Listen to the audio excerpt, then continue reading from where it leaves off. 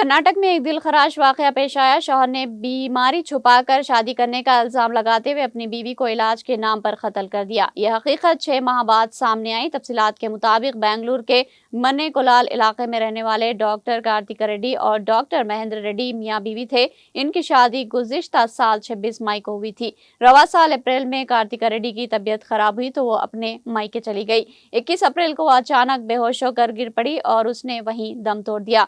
अगरचे ये तबई मौत मालूम हो रही थी, इसलिए पुलिस ने इसे इब्तिदा में नॉर्मल डेथ कुदरती मौत करार दिया। ताहम कार्तिका रेड्डी की बहन भी एक डॉक्टर है। उसने बहन की मौत पर तफसीली तफ्तीश की दरख्वास्त की, जिस पर पुलिस ने दोबारा तहकीकात का आगाज किया। तफ्तीश के दौरान फॉरेंसिक लेबोरेटरी की रिपोर्ट की बुनियाद पर यह साबित हुआ कि कार्तिका रेड्डी को इंतहाई ताकतवर दवा प्रोपोफोल दी गई थी। कार्तिका रेड्डी की मौत से पहले उसके शौहर ने यह कहकर कहा कि वो इलाज कर रहा है, उसे खुद ही इंजेक्शन दिए करते थे।